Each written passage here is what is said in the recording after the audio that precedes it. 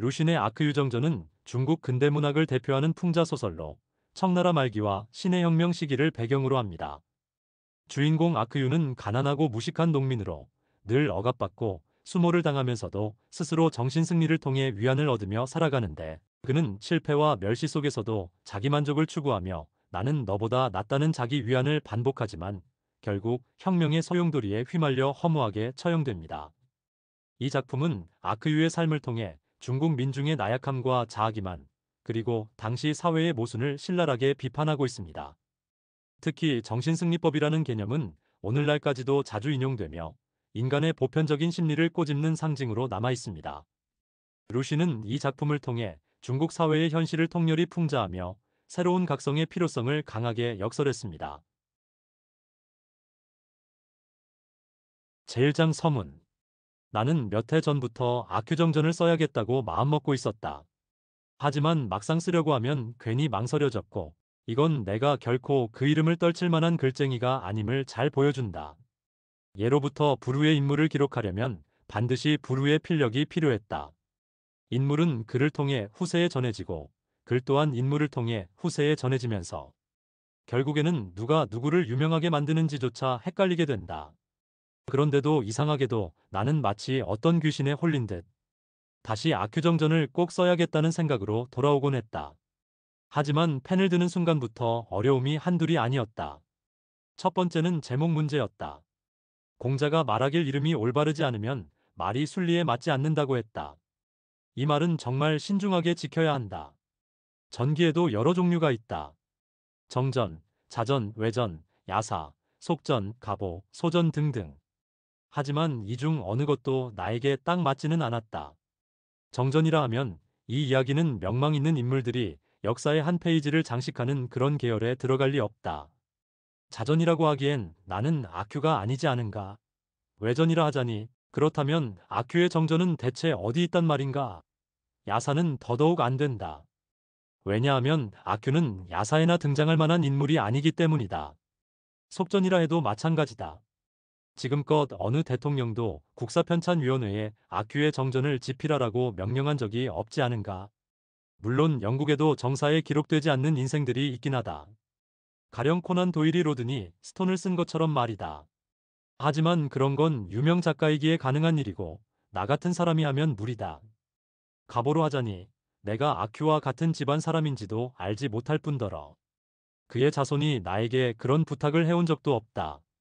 소전이라 할까도 생각했지만 혹시 아큐의 전모가 드러나지 않았다고 반박할 사람들이 있을까 우려되었다. 결국 이건 전기임에 틀림없지만 나는 북경방언회다. 장터의 잡스러운 말투로 쓰기 때문에 그렇게 거창한 제목을 붙이기는 송구스럽다. 그래서 삼교 구륙기지도 못하는 소설가들이 자주 쓰는 문구에서 따왔다. 괜한 말은 이쯤에 두고 다시 아큐정전 본론으로 돌아가자. 제목은 결국 끝에 붙은 정전만 가져와 쓰기로 했다. 혹시 이게 고문진보의 정전을 떠올리게 해도 어쩔 수 없다. 두 번째 어려움은 내용의 첫머리를 어떻게 시작할지였다. 전기라면 을에 이렇게 써야 한다. 아무개는 본명이 아무개이고 어디 출신이다.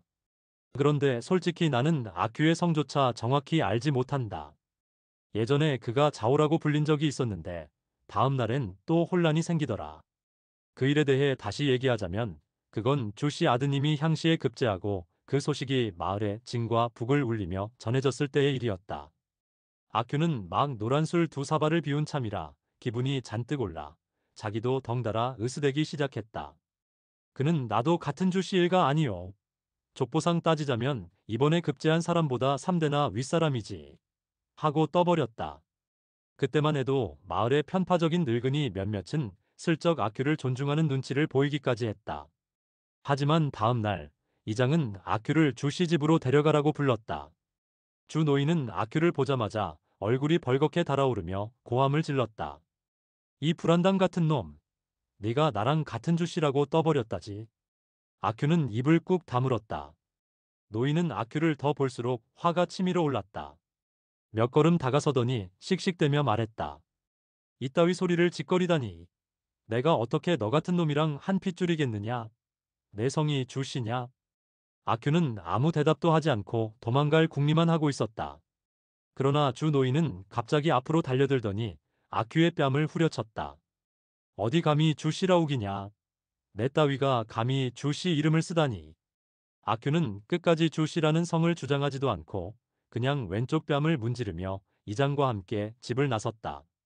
그런데 밖으로 나가자 이장이 또 쏟아붓듯 욕을 해댔고 결국 아큐는 두백문 돈으로 살해까지 해야 했다. 이 일을 전해 들은 마을 사람들은 모두 혀를 찼다.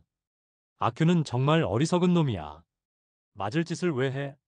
아무리 성이 주 씨였다 쳐도 그럴 가능성도 별로 없지만 같은 마을에 주 씨가 살고 있는데 함부로 떠벌릴 게 아니었지. 이후로 아큐의 성은 다시는 언급된 적이 없었다. 그래서 지금도 나는 그의 성이 무엇인지 모른다. 세 번째로 내가 이 글을 쓰면서 마주한 어려움은 아큐의 이름이 도대체 어떻게 쓰였는지를 모른다는 점이다. 그가 살아있을 때는 모두들 그냥 아큐라고 불렀다. 하지만 그가 죽고 나서는 그 이름을 입에 올리는 사람조차 없었다. 당연히 대나무 서판이나 비단 위에 기록될 만한 인물은 아니었으니 말이다. 혹시나 그의 이름을 남긴다면 이 글이 그 첫 시도가 될 것이다. 그래서 글을 시작하기도 전에 난감함이 밀려왔다. 나는 이 문제를 곰곰이 생각해봤다. 아큐의 큐는 과연 무슨 뜻일까? 그것이 그릇됨의 큐일까? 아니면 귀함의 큐일까? 만약 그의 다른 이름이 원루였다거나 중추절에 태어났다면 추자를 썼으리라. 하지만 그는 다른 이름도 없었고 설령 있었다 해도 아는 사람이 없었다. 생일 때 초대장을 돌려 축하시를 받은 적도 없으니 함부로 추로 쓰는 건 억지일 것이다. 또 형이나 아우가 있었다면 만약 아큐에게 형이나 아우가 있어서 아프 같은 이름으로 불렸다면 그는 분명 아추로도 불렸을 것이다. 하지만 그는 철저히 혼자였다. 그래서 귀하다는 뜻의 추로 쓸만한 근거도 없었다. 다른 추 발음을 가진 특이한 글자들도 더더욱 어울리지 않았다. 나는 이 문제를 주씨 아드님, 즉 그 향시 급제자에게도 물어본 적이 있다. 그러나 그렇게 학식 있는 그조차도 이 문제 앞에서는 고개를 갸웃거렸다. 그 사람 말로는 아큐의 이름이 정확히 무엇인지 알 수 없는 이유는 신청년 잡지를 창간한 진독수가 알파벳 사용을 주장하면서 나라의 문화가 엉망이 되었기 때문이라고 했다. 결국 마지막 수단으로 나는 우리 고향의 한 사람에게 부탁해 아큐의 사건이 기록된 공식 문서를 찾아보라고 했다. 그런데 8개월쯤 지나서 온 답장에는 그런 이름은 어디에도 없더라는 말뿐이었다. 이게 사실인지 아니면 그 친구가 귀찮아서 그냥 넘어간 건지는 알 수 없지만 그 길로는 더는 알아낼 방법이 없었다. 요즘 신식 문자 열성자들의 방식이 아직 널리 쓰이지 않으니 나로서는 할 수 없이 서양 알파벳을 쓰기로 했다. 그래서 그의 이름을 영어 표기대로 아크유라 쓰고 줄여서 아큐라 한 것이다. 이건 거의 신청년 잡지를 맹목적으로 따른 셈이라 정말 부끄럽다. 하지만 향시 급제자 같은 학자도 이 문제를 풀지 못했으니 나로서는 달리 방도가 없었다. 네 번째 어려움은 아큐의 출신지 문제였다. 만약 그의 성이 정말 주씨였다면 예전 풍습대로라면 족보에 나오는 출신지를 따져볼 수 있었을 것이다. 예컨대 백가성의 주석에 따르면 주씨는 흔히 후난성 펑스의 사람이라 되어 있다. 하지만 성조차 불확실한 마당에 출신지를 특정하는 건 더더욱 불가능하다. 아큐는 대부분 웨이庄에 살았지만 종종 다른 곳에서도 지내곤 해서 그를 웨이庄 사람이라고 단정짓는 것도 역사 왜곡이나 다름없다. 그래도 다행히 한 가지는 확실하다. 그의 이름 앞에 붙는 아자는 틀림없이 정확하다. 이건 결코 억지 해석의 결과가 아니며 학문적으로도 얼마든지 검증될 수 있다. 나머지 문제들은 나 같은 배운 것 없는 사람은 도저히 해결할 능력이 없으니 앞으로라도 역사와 고증에 열정적인 후스 박사님의 제자들이 새롭게 밝혀주길 기대할 수밖에 없다. 다만 두려운 건 그때쯤이면 이 아큐정전이 이미 까맣게 잊혀진 후일 거라는 점이다. 제2장 아큐의 자랑스러운 전적. 아큐정전의 서문으로 삼을 만한 이야기는 여기까지다. 이제 본격적으로 아큐의 이야기를 해보자. 아큐의 성씨, 이름, 출신지조차 확실치 않은 데다 그의 집안 내력까지도 분명하지 않다. 그 이유는 웨이庄 사람들은 아큐를 그저 일꾼으로 부리거나 조롱거리로 삼을 뿐 그의 내력에는 전혀 관심이 없었기 때문이다. 아큐 자신도 이 문제에 대해서는 거의 입을 다물고 살았다. 다만 누군가와 말다툼을 할 때면 가끔 이렇게 큰 소리치곤 했다. 우리 집안은 너희보다 훨씬 잘 나갔어. 네가 뭔데 함부로 굴어? 아큐는 가족도 없었고 웨이庄의 토지신 사당에서 지냈다. 변변한 직업도 없어서 그저 남의 집 심부름을 하며 살았다. 김을 매달라 하면 김을 매고 쌀을 찌우라 하면 쌀을 찢고 배를 젓으라 하면 배를 저었다. 일이 길어지면 잠시 그 집에 묵기도 했지만 일이 끝나면 바로 나왔다. 그래서 누군가 일이 필요할 때면 늘 아큐가 생각났지만 그들이 떠올린 건 어디까지나 아큐의 노동력이지 그의 내력이 아니었다. 그리고 일이 끝나면 아큐 자신도 금세 잊혀졌다. 그의 내력은 더더욱 생각조차 나지 않았다. 한 번은 정말이지 어떤 노인이 이렇게 말했다. 아큐 저 녀석은 일 하나는 참 잘하지. 그때 아큐는 윗옷을 벗고 홀딱 마른 몸으로 멍하니 서 있었다. 다른 사람들은 그 말이 진심인지 빈정거림인지 분간하지 못했지만 아큐는 혼자 무척 기뻐했다. 아큐는 또 자신을 아주 대단하게 생각했다. 웨이庄 사람들을 모두 깔봤고 2명의 젊은 선비조차 거들떠보지도 않았다. 사실 그 젊은 선비들은 조만간 과거에 급제할 가능성이 높은 인재들이었고 마을에서는 주 씨와 전 씨가 특히 존경받았다. 이들은 부자였고 각각 아들을 과거 공부시키고 있었기 때문이다. 그러나 아큐만큼은 그들에게도 특별히 굽신대지 않았다. 속으로 이렇게 생각했기 때문이다. 나중에 내 아들들이 훨씬 더 출세할 거야.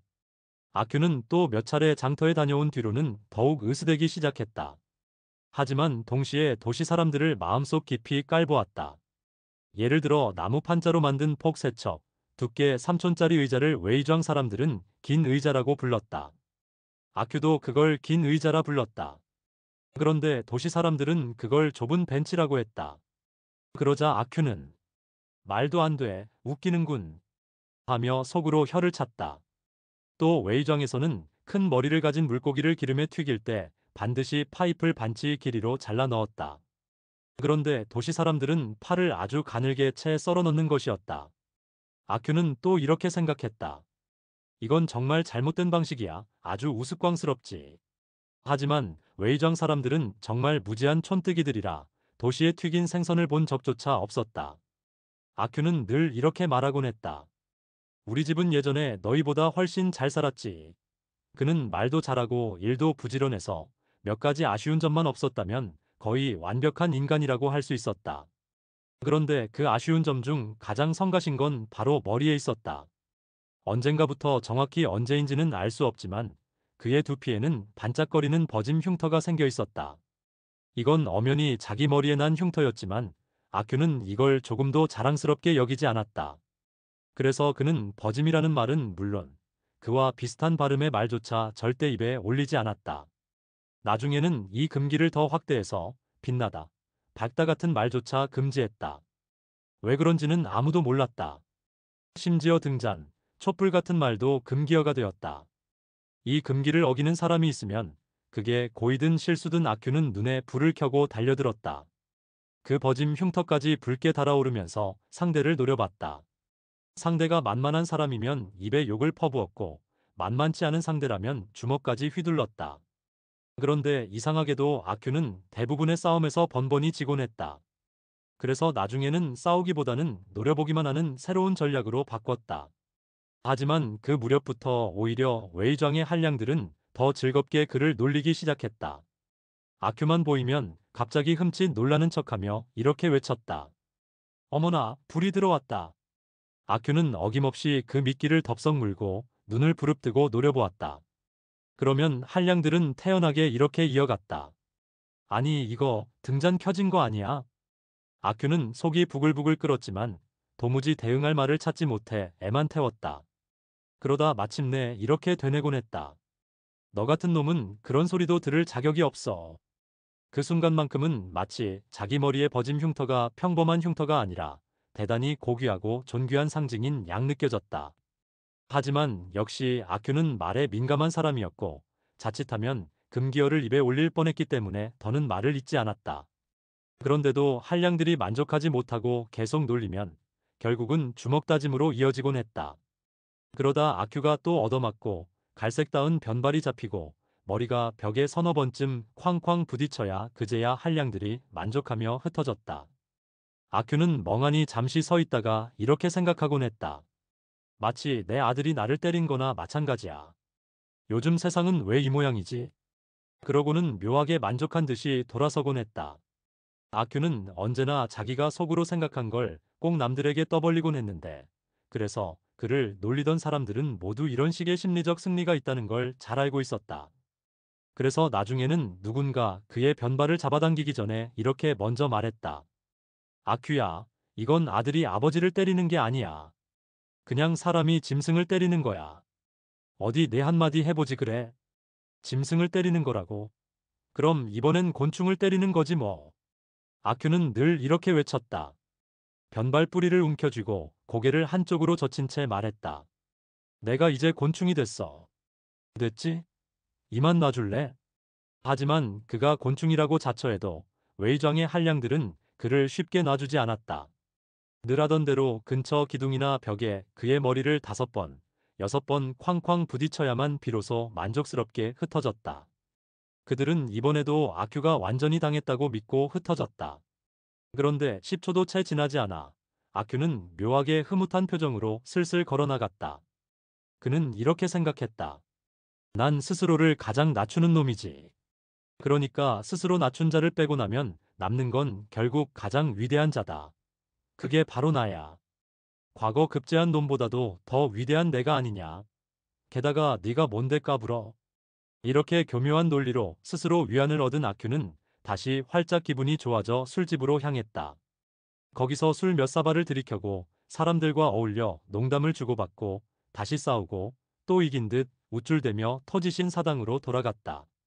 그리고 이불만 덮으면 금세 코를 골았다. 돈이 좀 생기면 아큐는 도박판으로 향했다.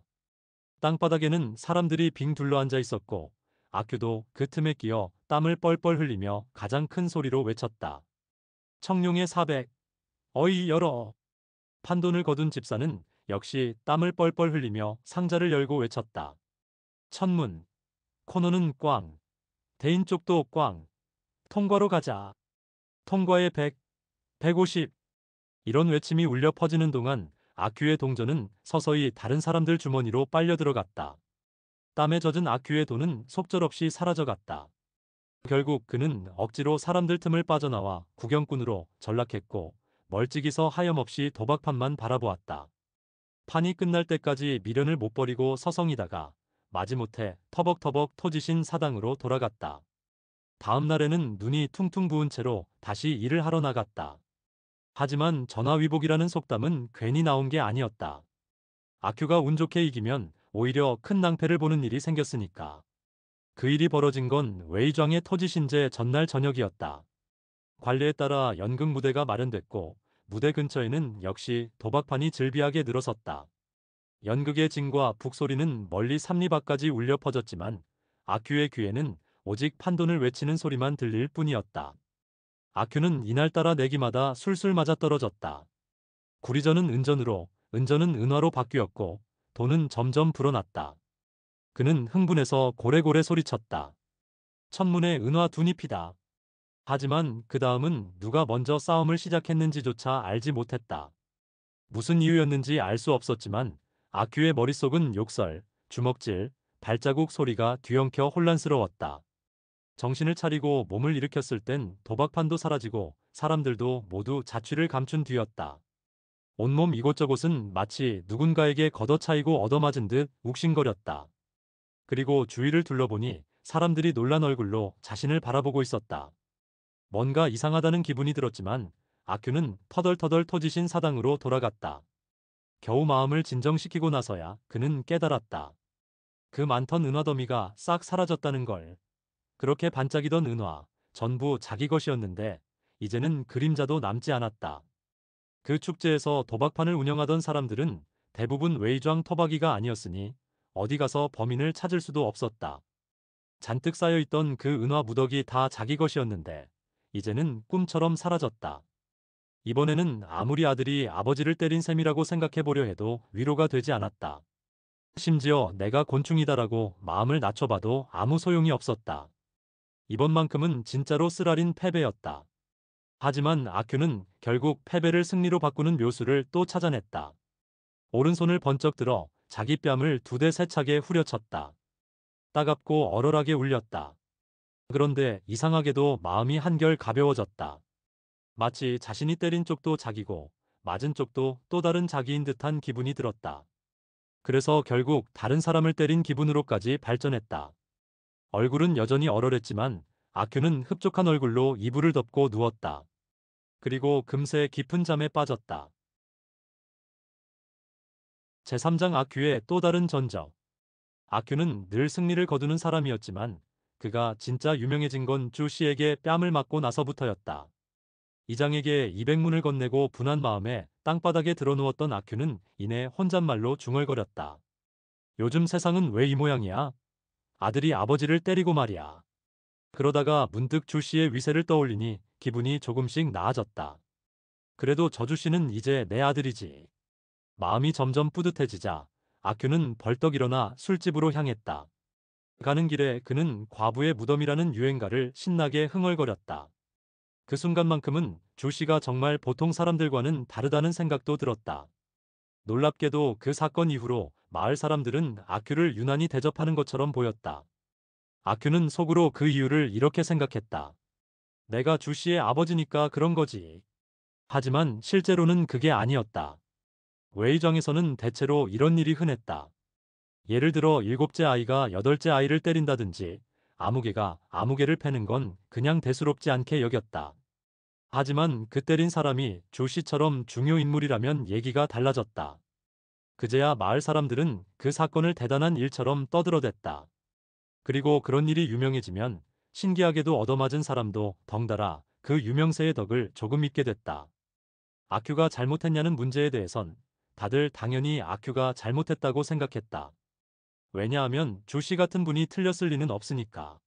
하지만 아큐가 잘못했다면 왜 마을 사람들은 그를 예전보다 더 존중하는 듯 대했을까? 이건 설명하기가 쉽지 않다. 추측하자면 아큐가 자신이 조 씨 집안과 같은 족속이라고 큰 소리를 쳤기 때문에 비록 매를 맞긴 했지만 혹시 그 말이 사실일지도 모른다고 은근히 두려워한 걸지도 모른다. 그래서 괜히 섣불리 대했다가 나중에 탈이라도 나면 안 되니까 슬쩍 더 예우해 준 걸 수도 있다. 또 다른 예로는 공자의 사당에 올리는 제사고기를 떠올릴 수도 있다. 소고기, 돼지고기, 양고기는 본질적으로 다 똑같이 짐승의 고기인데 공자가 그 소고기를 드신 뒤로 후대의 유학자들은 차마 그 고기를 손대지 못했다. 마치 그런 식으로 말이다. 이후로 아큐는 몇 해 동안 그럭저럭 잘 나갔다. 어느 봄날 술이 얼큰하게 취한 채로 혼자 걷고 있던 아큐는 담벼락 밑에서 우통을 벗고 햇볕을 쬐며 이잡고 있는 왕수염을 발견했다. 그 광경을 보자 아큐의 몸도 괜히 간질간질해지기 시작했다. 왕수염은 버짐투성이에다 수염까지 덥수룩해서 마을 사람들은 그를 버짐수염왕이라고 불렀다. 아큐는 물론 버짐이라는 말을 절대 입에 올리지 않았지만 속으로는 왕수염을 극도로 깔보고 있었다. 아큐 생각에는 버짐 같은 건 별것 아니지만 그렇게 더러운 수염을 달고 다니는 건 너무 역겹고 볼품없는 일이라고 여겼다. 아큐는 슬쩍 왕수염 옆에 앉았다. 다른 한량이었다면 감히 그렇게 아무렇지 않게 옆에 앉지 못했겠지만 왕수염 따위는 무서울 게 없었다. 솔직히 말해서 아큐가 옆에 앉아주는 것만 해도 왕수염 입장에선 영광스러운 일이었다. 아큐는 낡은 윗도리를 벗어 거꾸로 뒤집었다. 하지만 최근에 옷을 빨아서인지 아니면 손재주가 없어서인지 아무리 뒤져도 겨우 3~4마리 정도밖에 찾지 못했다. 그런데 왕수염은 한 마리 또 한 마리 잡아내더니 입으로 딱딱 깨물며 터뜨리는 소리를 냈다. 아큐는 처음엔 실망했고 이내 질투심이 치밀었다. 저 지저분한 왕수염이 저렇게 잘 잡는데 나는 왜 이 모양이지? 하고 분했다.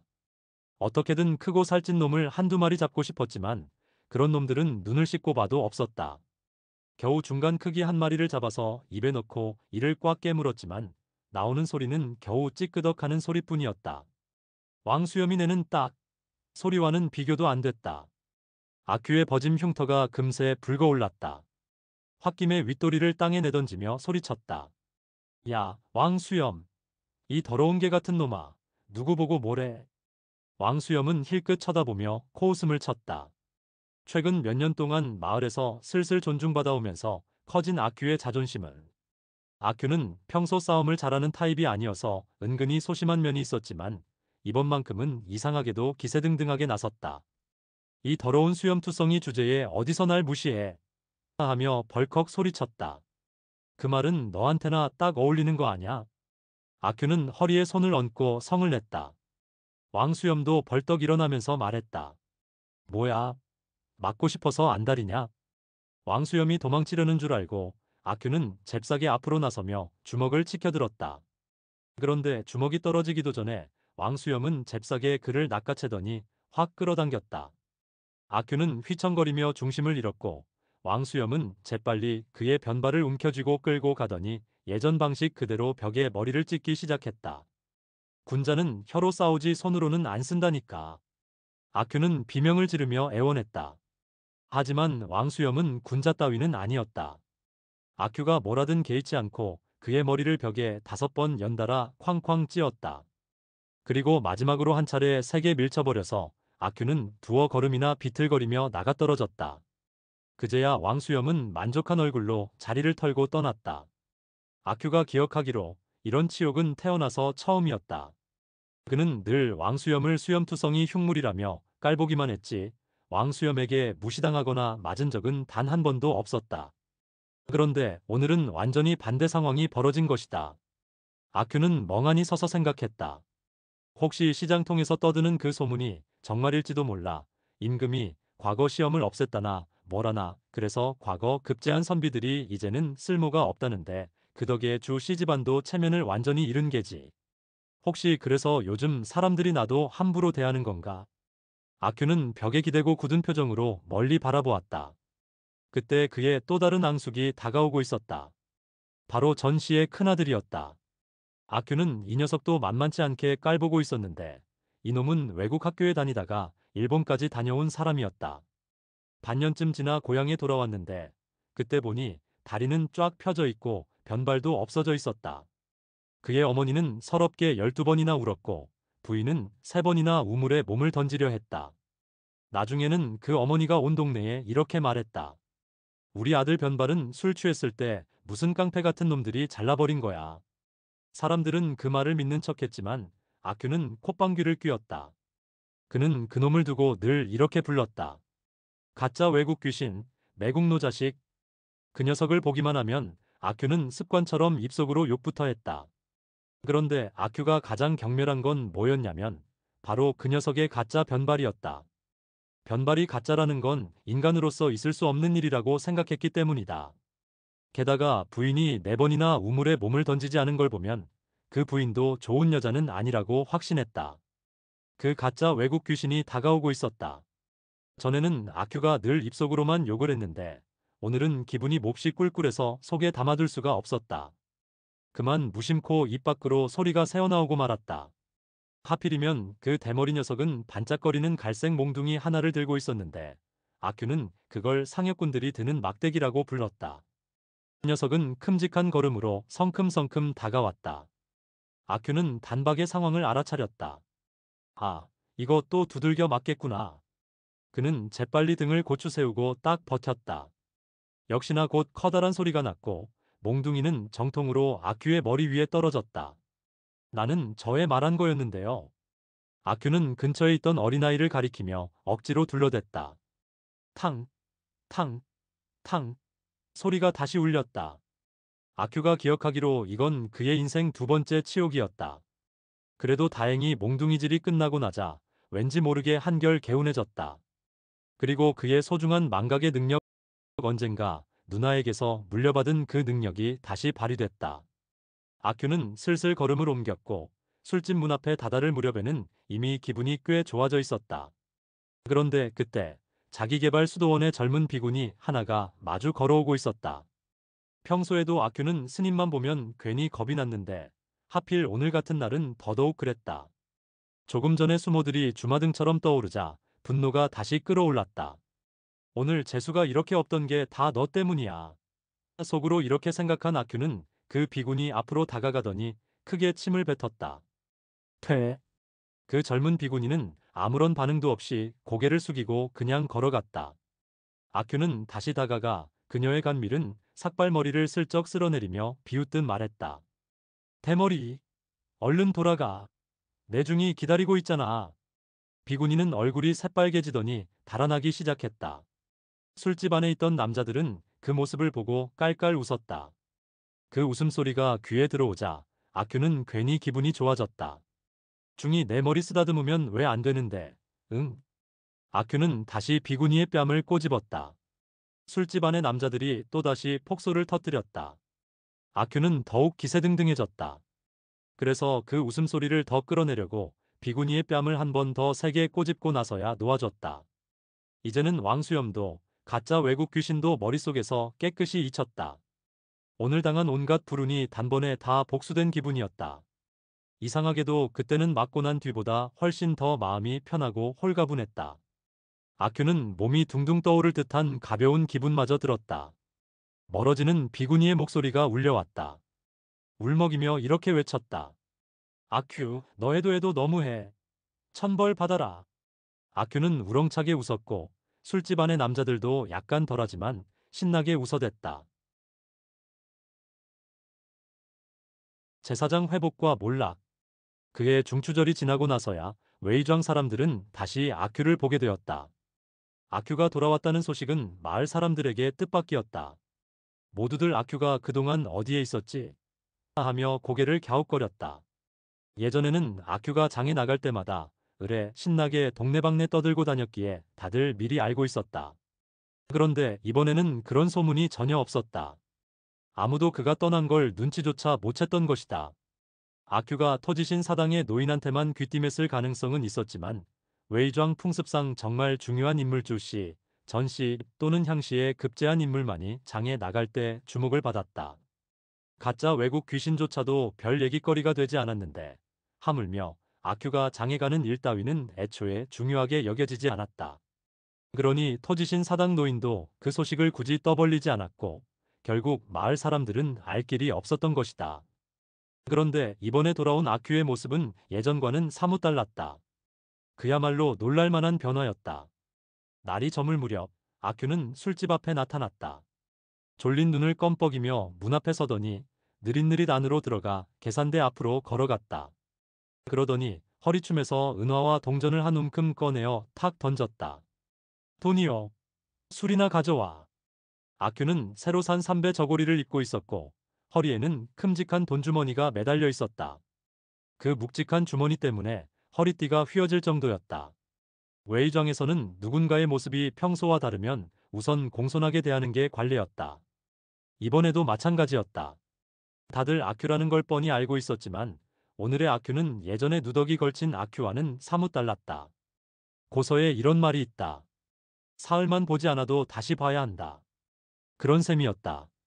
술집 주인부터 종업원, 손님, 지나가던 사람들까지 모두 은근한 경계심과 존중을 뒤섞은 표정으로 그를 바라보았다. 술집 주인이 먼저 고개를 끄덕이며 말했다. 오, 아큐. 돌아왔구먼. 그래, 돌아왔지. 돈 좀 벌었나 보군. 그래, 장에 다녀왔거든. 이 이야기는 다음 날이 되자 웨이庄 전체로 퍼져나갔다. 사람들은 너도 나도 돈 많은 아큐와 새 옷 입은 아큐의 성공담을 들으려고 술집에 모였고 집집마다 사당 처마 민마다 수군거렸다. 덕분에 아큐의 이야기는 빠르게 퍼져나갔고 사람들은 자연스럽게 그에게 예전과는 다른 대우를 하기 시작했다. 아큐의 말에 따르면 그는 장에 가서 한 향공 집안에서 하인 노릇을 했다고 했다. 이 말만으로도 듣는 사람들은 감탄을 금치 못했다. 왜냐하면 그 향공이란 사람은 바로 피향공이었다.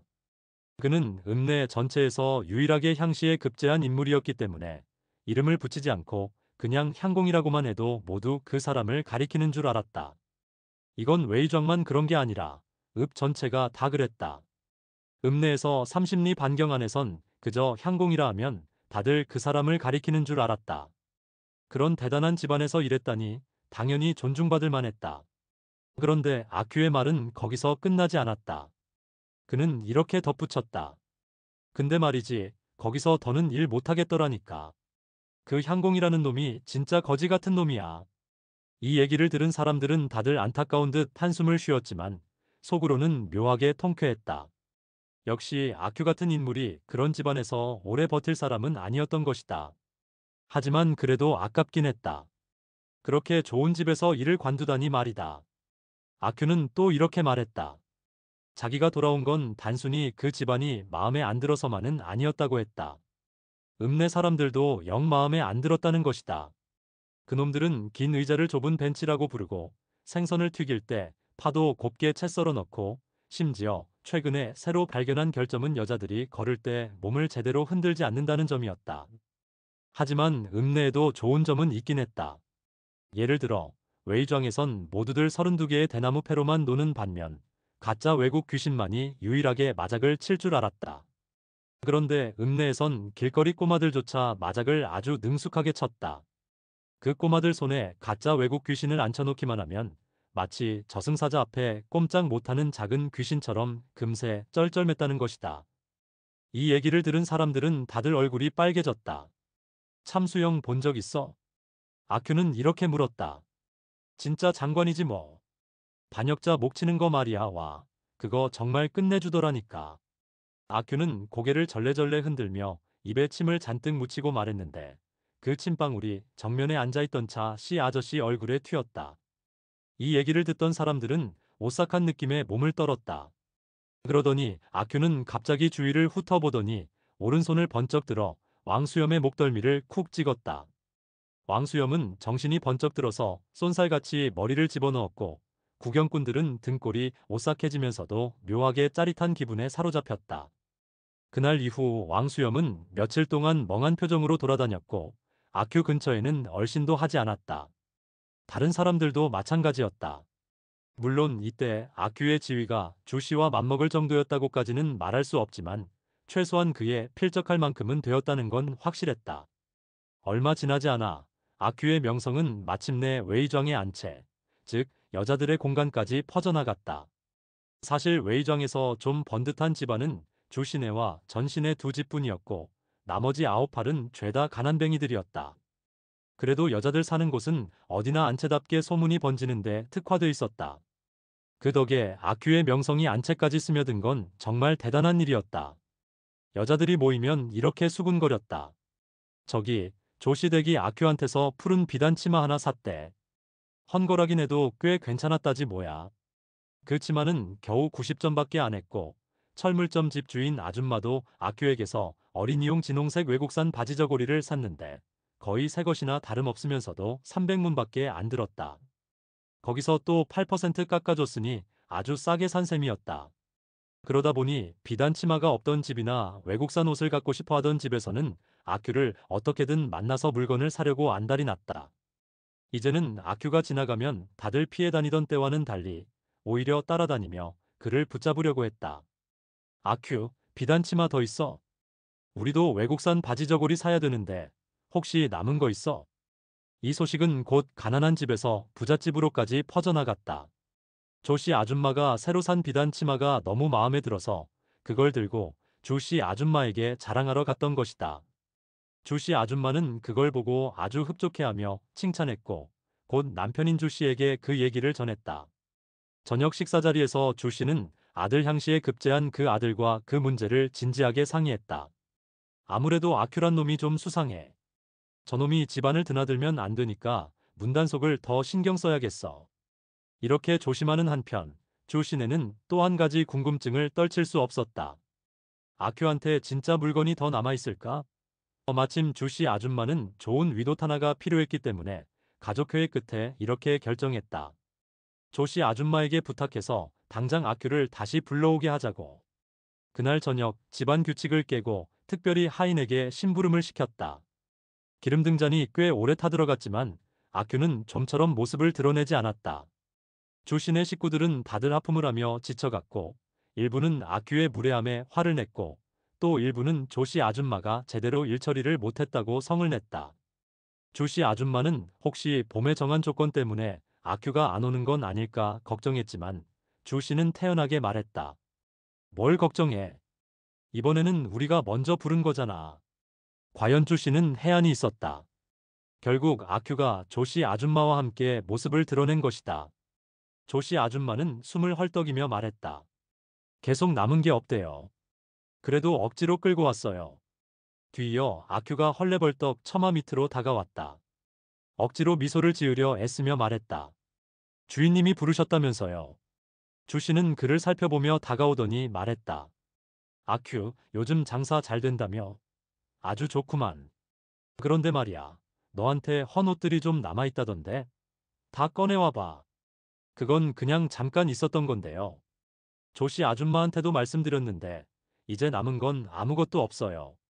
주씨는 실망한 기색을 감추지 못했다. 아니, 그렇게 빨리 다 팔렸단 말이야? 처음부터 많지도 않았나 보군. 예, 주인님.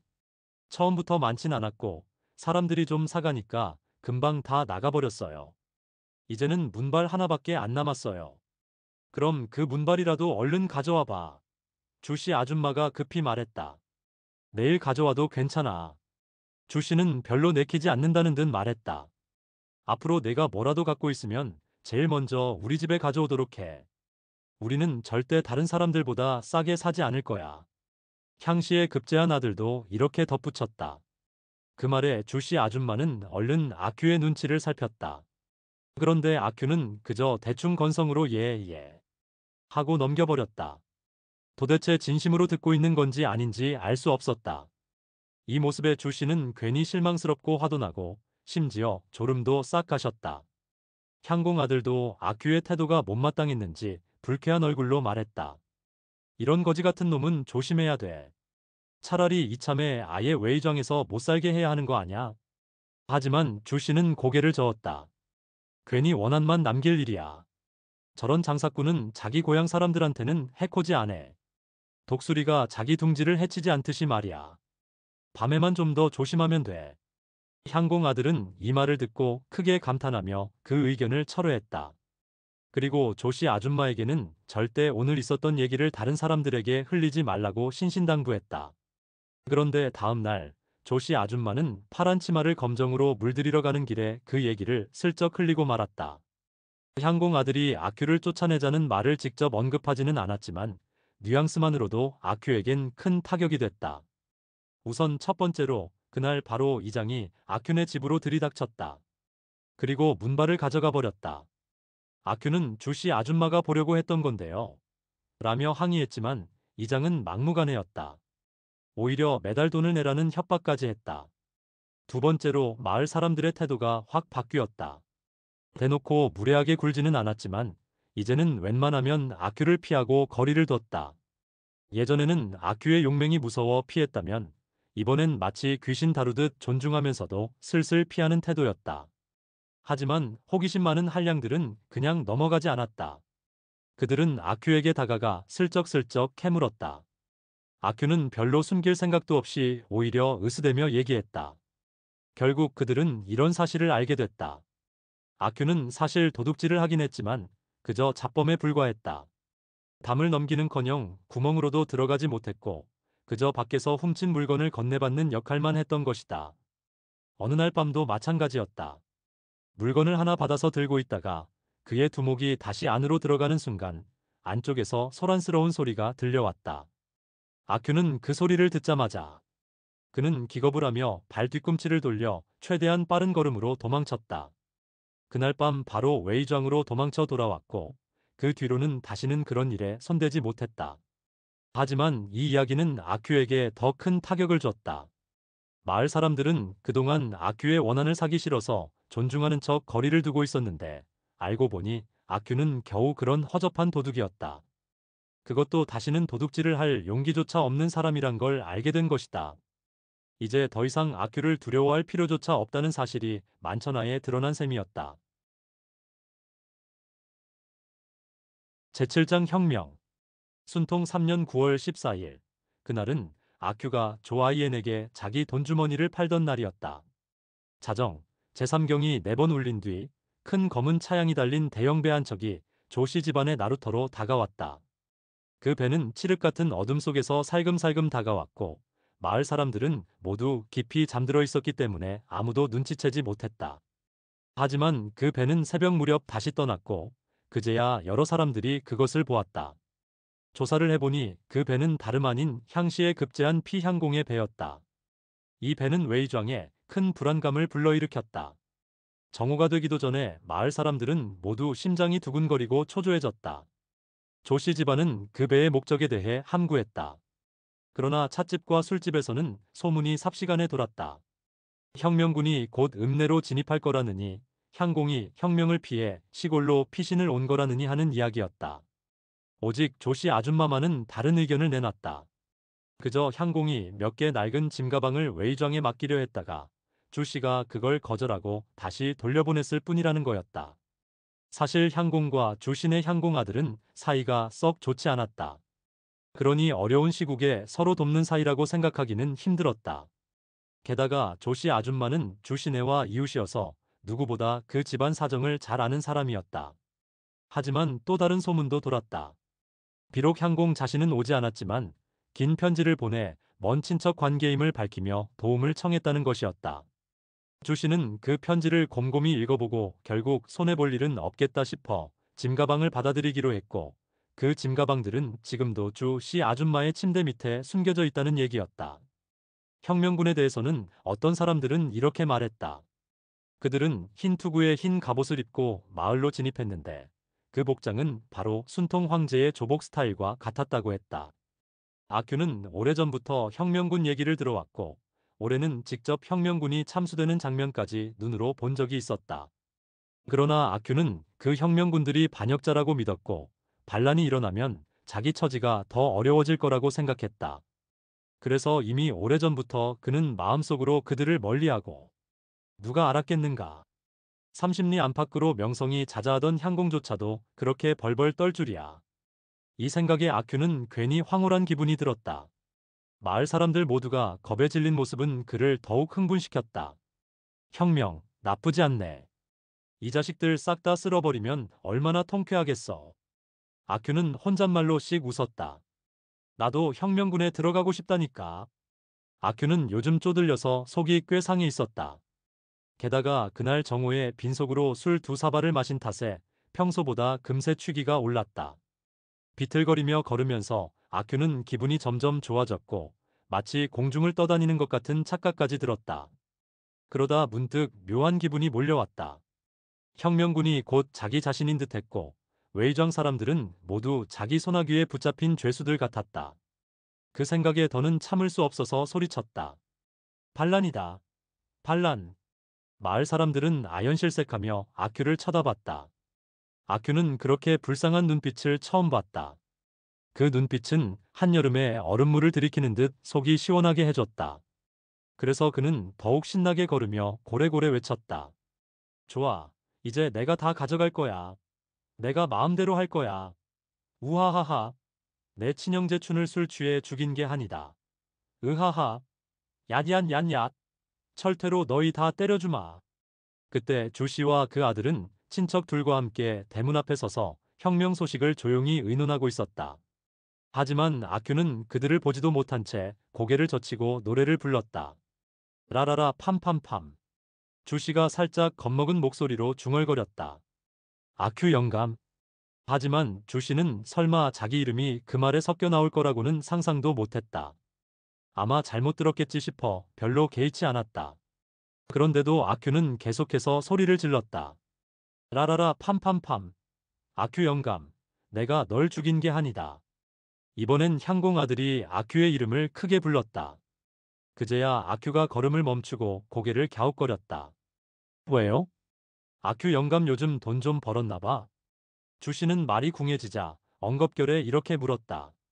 돈? 당연하지. 내가 갖고 싶은 건 다 가져가잖아. 아큐 영감 같은 부자 앞에 우리 같은 가난뱅이는 뭐 상대도 안 되겠지. 조심스럽게 말을 건넨 건 조아이엔이었다. 혹시 혁명군의 입장을 떠보려는 속셈이었다.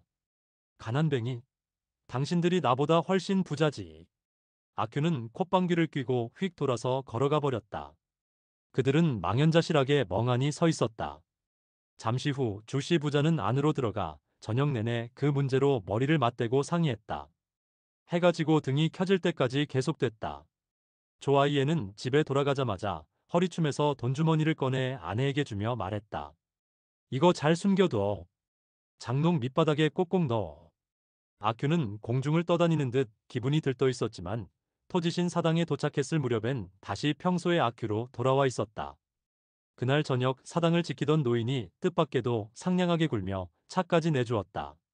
아큐는 그 차를 마시고 나서 납작빵 2개만 더 달라고 졸랐고 그것마저 먹어치운 뒤엔 다 쓴 촛대라도 내놔 보시오 하고 요구했다. 그는 촛불을 켜고 자기 방으로 들어가 혼자 누웠다. 어쩐지 상쾌하고 기분이 좋았다. 촛불은 마치 정월 대보름날의 등불처럼 깜빡이고 있었고 아큐의 상상은 다시 한번 활활 불타올랐다. 혁명이라 진짜 재밌겠다. 아큐는 생각했다. 혁명군 한 무리가 온다. 모두들 흰 투구와 흰 갑옷을 입고 칼과 철퇴, 펌프총, 뾰족한 양날칼, 갈고리가 달린 창까지 들고 있다. 그들이 사당으로 와서 소리친다. 아큐, 나와. 우리랑 같이 가자. 아큐는 그들을 따라 나선다. 그러면 마을 사람들은 어쩔 줄 몰라 무릎 꿇고 빈다. 아큐, 살려만 주게. 제발. 하지만 누가 그 말에 귀를 기울이랴. 제일 먼저 죽을 놈은 영디 그리고 주씨, 그 다음은 향공 아들과 가짜 외국 귀신이다. 아, 수염왕은 좀 봐주려 했는데 아니지. 이젠 그것도 싫다. 다 죽여버려. 그는 머릿속으로 그림을 그렸다. 먼저 조씨 집안의 큰 괴짝을 열어 은괴랑 외국돈, 외국산 옷들을 몽땅 꺼낸다. 향공 아들네 아내의 닝보 침대를 사당으로 옮기고 전신의 집안의 식탁과 의자도 다 들여온다. 아니면 그냥 주신의 걸 써도 되지. 자기는 손가락 하나 까딱 안 하고 영디를 불러다 시킨다. 어서 날라. 똑바로 안 하면 따귀 맞을 줄 알아. 주아이엔 동생은 진짜 못생겼지 몇 년 후면 조씨 딸은 좀 볼만할지도 모르겠다. 가짜 외국 귀신네 마누라는 변발 없는 남자랑도 자겠다고 하더니 에잇, 좋은 여자는 아니야. 향공 아들네 마누라는 눈꺼풀에 흉터가 있던데 마 아줌마는 참 오랜만이네. 요즘은 어디 있는지 모르겠고 안타깝긴 해. 그 여자는 발이 너무 컸지만 아큐는 온갖 생각을 굴리고 있었지만 결론을 내리기도 전에 코 고는 소리가 방안을 가득 채웠다. 네냥짜리 촛불은 아직 절반도 타지 않았고 그 빨간 불빛이 아큐의 벌어진 입술을 비추고 있었다. 누구야? 아큐가 갑자기 고개를 번쩍 들고 주위를 둘러봤다. 하지만 보이는 건 네냥짜리 촛불뿐. 그는 다시 누워 이내 코를 골기 시작했다. 다음 날 아침 아큐는 늦잠을 자고 일어났다. 거리에 나가보니 세상은 여전히 어제와 똑같았다. 배가 고팠지만 아무리 머리를 굴려도 뾰족한 수가 생각나지 않았다. 그러다가 문득 한 가지 생각이 떠올랐다. 그는 천천히 걷기 시작했고 일부러 그런 건지 우연히 그런 건지 그 수도원, 자수양 수도원은 예전과 다름없이 고요했다. 하얀 담장과 반짝이는 검은 대문은 그날도 변함이 없었다. 잠시 고민하던 아큐는 대문을 두드렸다. 그러자 안쪽에서 개 짖는 소리가 우렁차게 들려왔다. 아큐는 얼른 깨진 벽돌 몇 조각을 주워들고 다시 대문 앞으로 다가가 더 세게 두드렸다. 벽돌로 문을 두드리며 콩콩 두들긴 끝에 검은 대문에는 작은 움푹 파인 자국들이 여러 개 생겼다. 마침내 안쪽에서 인기척이 들려왔다. 아큐는 벽돌을 단단히 움켜쥐고 두 다리를 벌리고 서서 검은 개가 달려나올 준비를 했다. 그러나 문은 살짝만 열렸을 뿐 개는커녕 아무것도 튀어나오지 않았다. 눈앞에 보인 건 다름 아닌 그 늙은 비군이었다. 아니, 또 왜 왔어? 그녀는 깜짝 놀라 물었다. 혁명이다. 혁명 알지? 아큐가 으쓱거리며 말했다. 혁명이라니? 비구니는 눈시울이 벌겋게 부어 있었고 울먹이며 대답했다. 벌써 끝났어. 다들 혁명하는데 우리야 어떻게 되겠냐고. 뭐? 아큐는 눈을 동그랗게 떴다. 벌써 다녀갔다고? 그렇다니까. 비구니는 더 울상으로 말했다. 향공 아들하고 그 가짜 외국 귀신이 와서 다 했어. 이건 정말 아큐에게는 청천벽력 같은 소식이었다. 멍해진 그는 말문이 막혔다. 그런 아큐의 기세가 꺾인 걸 본 비구니는 재빨리 문을 꽉 닫아버렸다. 아큐가 다시 밀어봤지만 꿈쩍도 하지 않았고 몇 번 두드려봐도 아무 대답이 없었다. 알고 보니 그날 아침에 일이 벌어졌던 것이다. 조신의 향공 아들은 소식을 빠르게 접했고 혁명군이 그날 밤 읍내에 들어온다는 말을 듣자마자 머리 위로 변발을 틀어 올리고는 제일 먼저 그동안 사이가 좋지 않던 전신의 가짜 외국 귀신을 찾아갔다. 이제는 개혁할 때야. 그들은 서로 화해의 악수를 나누고 즉석에서 뜻이 맞는 동지가 되었다. 그리고 서로 다짐했다. 우린 이제 혁명군이다. 머리를 굴리던 그들은 곧바로 생각났다.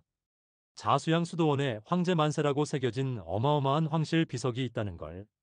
그걸 부숴야 진짜 혁명이라는 생각에 그들은 서둘러 수도원으로 쳐들어갔다. 비구니가 필사적으로 말리며 애원했지만 그들은 비구니까지 청나라 정부로 취급해버리고 몽둥이질과 주먹질을 마구 퍼부었다. 그들이 떠나고 난 뒤 비구니는 정신을 겨우 추스르고 수도원 안을 살펴봤다.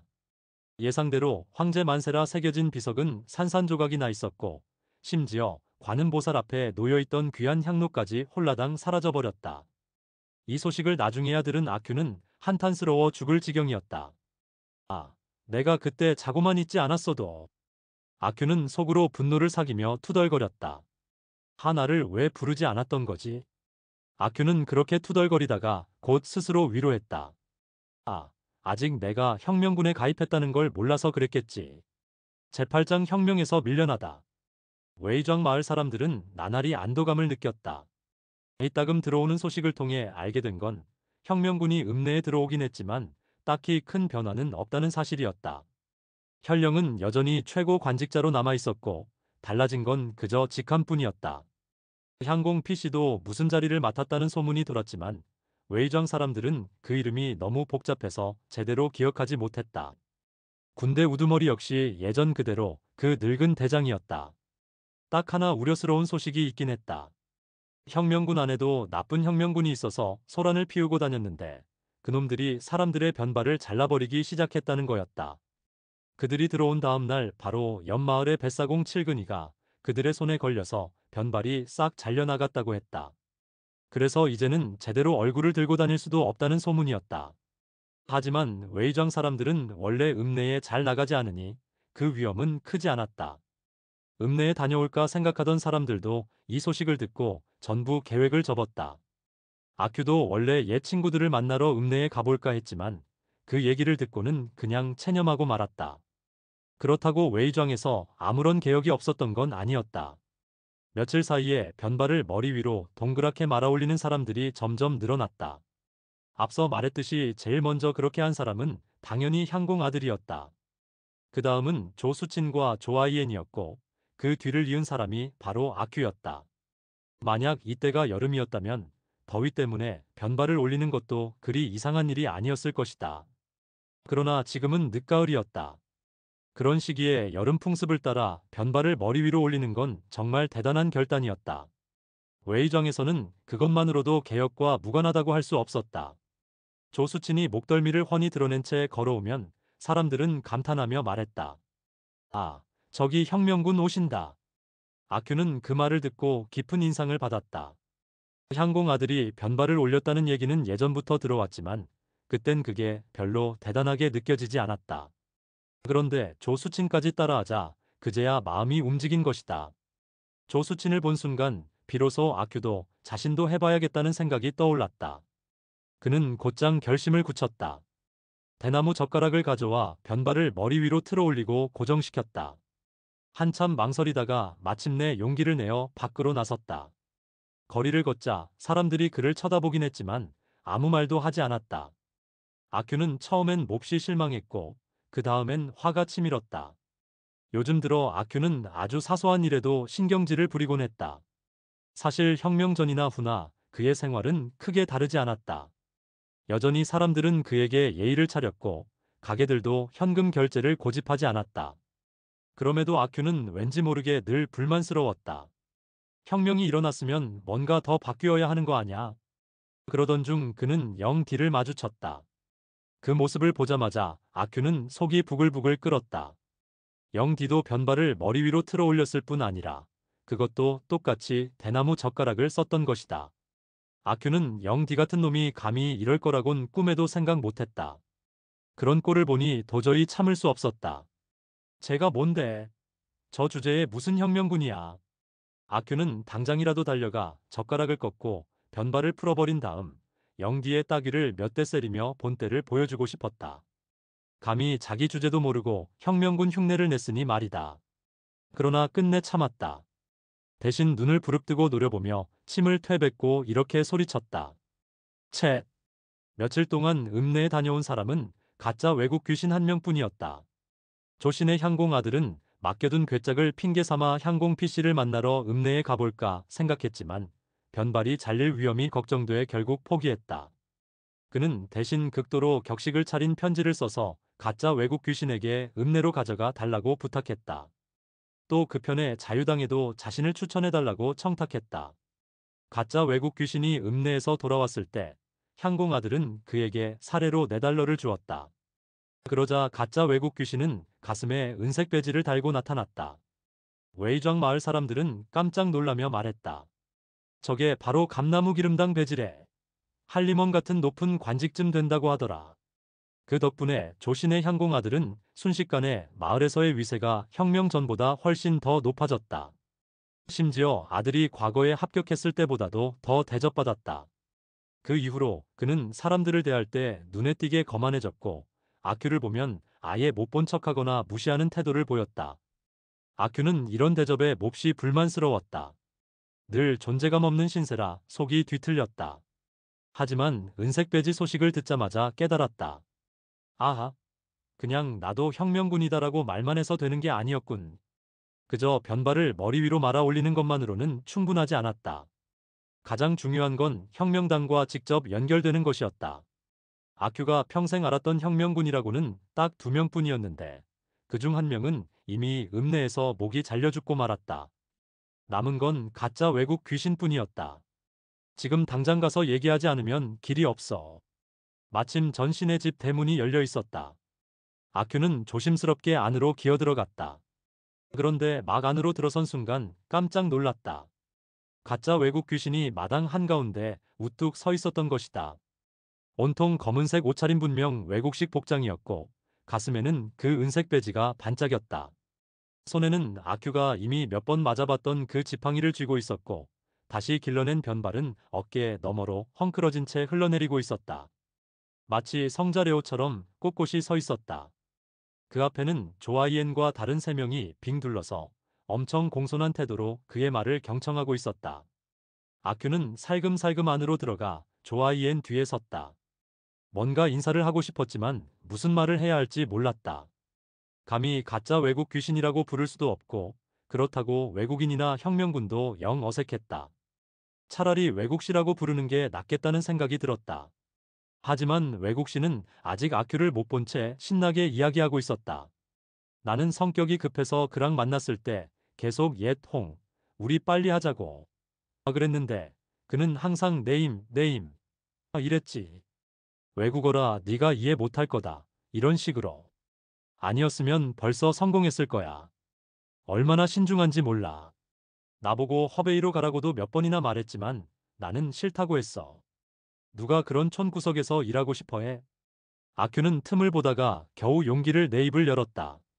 그런데 막상 입이 떨어지려 하자 왜 그런지 또 외국시라는 말도 꺼내지 못했다. 그때 듣고 있던 일행 중 한 사람이 아큐를 보고 깜짝 놀라 돌아봤다. 그리고 마침내 외국시도 그를 발견했다. 뭐야? 꺼져. 외국시가 지팡이를 들어 휘두르려 했다. 조아이엔과 다른 이들도 소리쳤다. 우리 외국 선생님께서 나가래잖아. 안 들려? 아큐는 두 손을 머리 위로 올려 방어 자세를 취했다. 그리고 정신을 차릴 새도 없이 황급히 대문 밖으로 도망쳤다. 다행히 이번에는 외국시가 쫓아오지는 않았다. 60걸음쯤 달린 뒤에야 아큐는 걸음을 늦췄다. 그리고 몹시 우울해졌다. 외국시가 자기를 혁명군으로 받아주지 않는다면 다른 길은 없었다. 앞으로는 절대 흰 투구에 흰 갑옷을 입은 혁명군이 자신을 데리러 오는 일도 없을 터였다. 그 순간 아큐의 모든 야망, 목표, 희망, 미래는 한순간에 산산조각 나버렸다. 게다가 이 이야기가 퍼져서 영디나 수염왕 같은 놈들이 자기를 비웃게 된다면 그건 정말. 이제는 영디와 수염왕 같은 놈들이 자기를 비웃는 건 차라리 부차적인 문제였다. 아큐는 이렇게 마음이 공허했던 적이 한 번도 없었다. 머리 위로 틀어 올린 변발조차 이제 보니 아무 의미도 없고 우스꽝스럽게만 느껴졌다. 순간 안갚음하듯 당장이라도 변발을 풀어버리고 싶은 충동이 들었지만 그러진 않았다. 그날 저녁 아큐는 이리저리 떠돌다가 결국 술집에 들렀다. 외상으로 황주 2그릇을 마시고 나자 기분이 조금 나아졌고 다시 머릿속엔 흰 투구와 흰 갑옷의 희미한 환영이 어른거렸다. 며칠 뒤 늦은 밤이었다. 술집 문을 닫을 시간이 다 돼서야 아큐는 천천히 수호신 사원으로 돌아가는 길에 나섰다. 그때였다. 퍽, 퍽. 갑자기 귀에 이상한 소리가 들려왔다. 폭죽 소리 같지는 않았다. 아큐는 원래 난리 구경을 좋아하고 남의 일에 참견하기 좋아했기에 그 소리가 나는 쪽으로 슬그머니 다가갔다.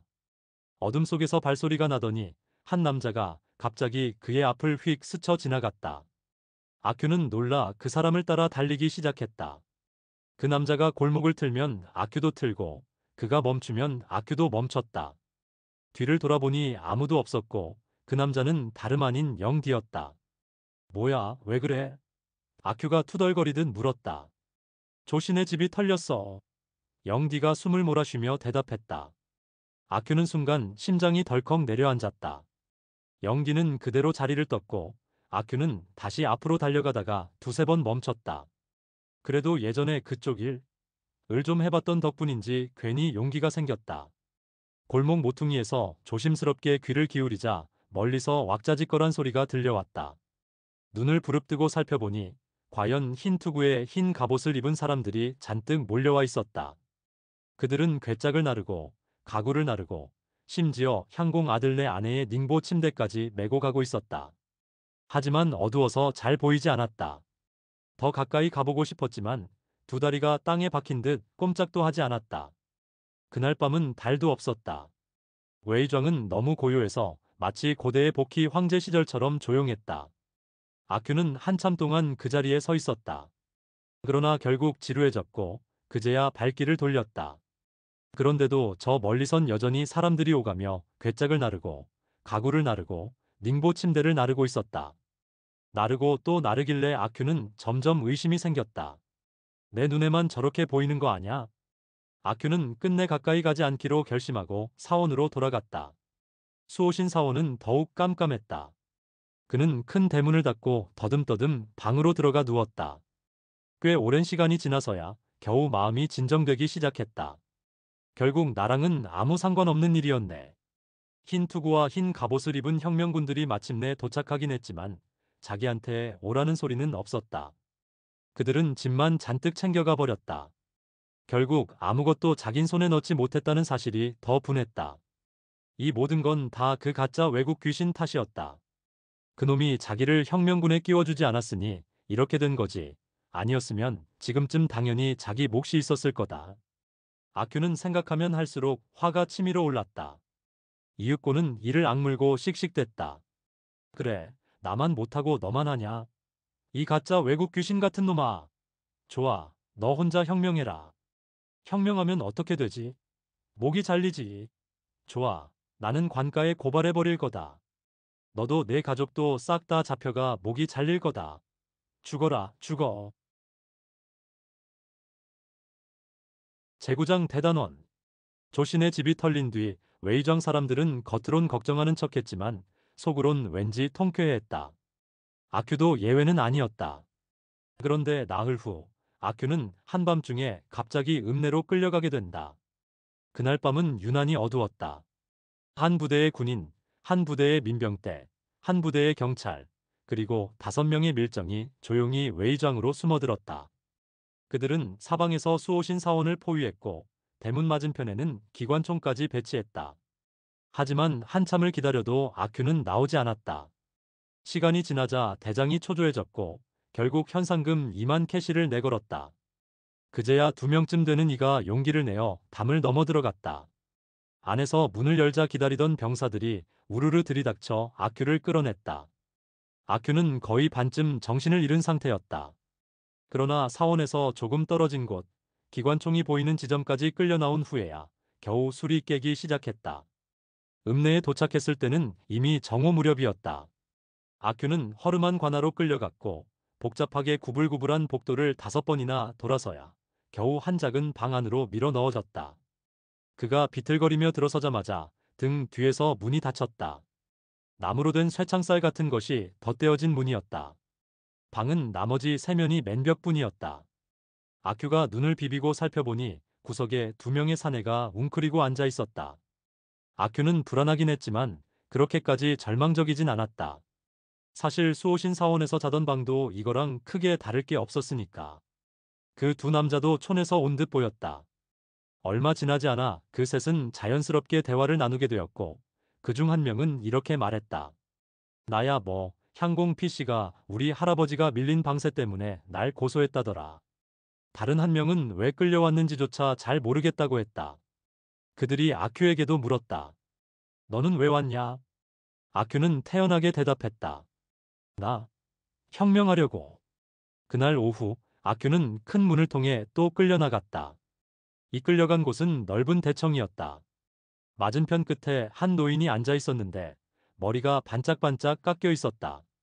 처음엔 그 노인을 스님인가 싶었다. 그런데 그 밑에 서 있는 소자를 보고 또 양옆에 길고 무거운 외투를 걸친 사람들이 열댓 명 서 있는 걸 보니 생각이 달라졌다. 그들 중 몇몇은 노인처럼 대머리였고 몇몇은 그 가짜 외국 귀신처럼 어깨까지 늘어진 머리를 하고 있었다.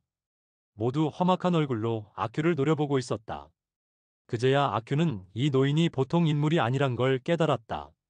그 순간 무릎 관절이 저절로 풀리더니 주저앉았다. 일어서서 말해. 무릎 꿇지 마.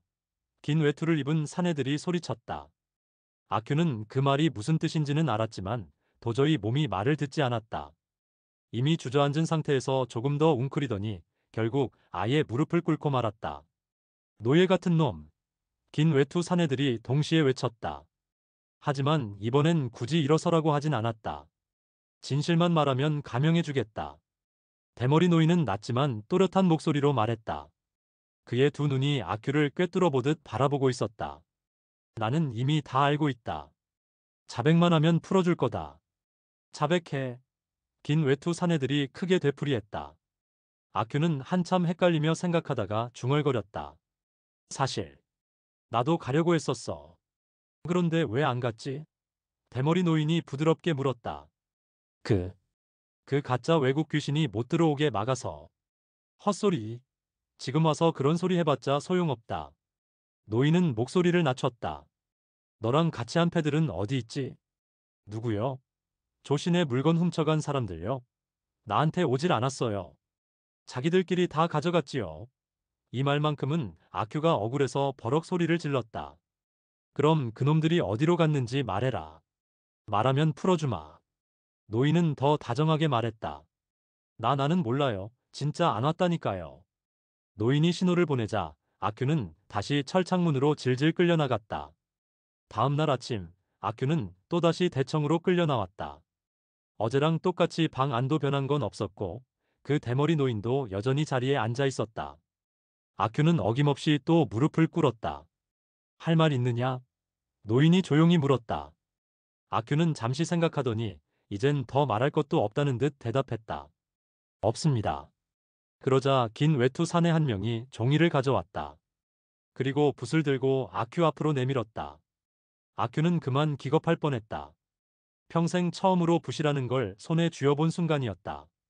어떻게 잡아야 할지 몰라 허둥대는데 그 사내가 종이 위 한 자리를 가리키며 말했다. 여기에 서명해. 난 글씨 못 씁니다. 아큐는 잔뜩 긴장한 얼굴로 더듬거리며 대답했다. 그럼 간단히 해주지. 동그라미 그려. 아큐는 덜덜 떨리는 손으로 붓을 잡았다. 사내는 종이를 바닥에 펼쳐주었고 아큐는 마치 목숨이 달린 일처럼 조심조심 몸을 숙여 동그라미를 그렸다. 주위 사람들이 어떻게 생각할까 두려워하면서도 말이야. 아큐는 속으로 생각했다. 정말 더는 할 말이 없는데 그래서 고개를 숙인 채 대답했다. 없습니다. 그때 긴 외투를 입은 사내들이 큰 소리로 말했다. 형 집행하라. 아큐는 깜짝 놀랐다. 순간 머리가 멍해지면서 다리가 후들거렸다. 두 사내가 다가와 그를 일으켜 세우더니 밖으로 끌고 나갔다. 눈부신 햇살이 대청으로 쏟아지고 있었다. 아큐는 눈을 찡그리며 둘러보았다. 사람들이 구경하려고 몰려들고 있었고 그 중에는 웨이庄 마을 사람들도 많았다. 어떤 사람들은 벌써 나무 틀을 세우고 있었다. 이건 뭐 하는 거요? 아큐는 두려움과 의아함이 뒤섞인 목소리로 물었다. 뭘 하긴, 총살이지. 한 사내가 퉁명스럽게 대답했다. 아큐는 덜덜 떨며 생각했다. 이게 다 그 가짜 외국 귀신 때문이다. 걔만 아니었으면 나도 혁명군이 됐을 텐데 이렇게 될 줄 알았으면 그때 고백이라도 할 걸 그랬나? 그런데도 이상하게 마음 한구석에선 묘한 해방감 같은 것도 느껴졌다. 어차피 세상은 다 그런 거지. 그는 머릿속으로 생각을 정리하려 했지만 생각이 채 끝나기도 전에 두 손이 꽁꽁 묶이고 눈 가리기가 쉬워졌다. 준비. 누군가 큰 소리로 외쳤다. 아큐는 마지막으로 웅얼거렸다. 나는 진짜 혁명군이 될 뻔했는데. 아큐는 고개를 돌려 아마오를 찾았다. 그런데 그녀는 그를 보지 못한 듯 했다. 오히려 병사들이 메고 있는 외국제 소총만 멍하니 바라보고 있었다. 아큐의 가슴은 알 수 없는 감정으로 무겁게 내려앉았다. 수레는 계속 앞으로 나아갔고 군중은 뒤따라 우르르 몰려왔다. 웨이장 사람들이며 장터에서 우연히 만난 이웃들이며 모두 아큐를 보기 위해 몰려든 것이었다. 일부는 속삭였고 일부는 그냥 구경만 했다. 아큐는 속으로 중얼거렸다. 이게 다 인생이란 건가? 누구나 언젠가는 이런 꼴을 당하게 되는 건가? 어느새 수레가 넓은 공터에 이르렀다. 멀리서 총을 든 병사들이 일렬로 도열해 있었고 그 앞에 작은 형틀이 놓여 있었다. 아큐는 눈을 감았다. 아주 짧은 순간 그가 한때 꿈꿨던 하얀 투구와 하얀 갑옷을 입은 혁명군들이 머릿속에 스쳤다. 그러나 그들은 이제 더 이상 오지 않았다. 준비. 라는 고함이 들렸다. 아큐는 마지막으로 속으로 중얼거렸다. 나도 언젠가는 다시 태어나서. 그리고 곧 총성이 울려 퍼졌다. 탕, 탕, 탕.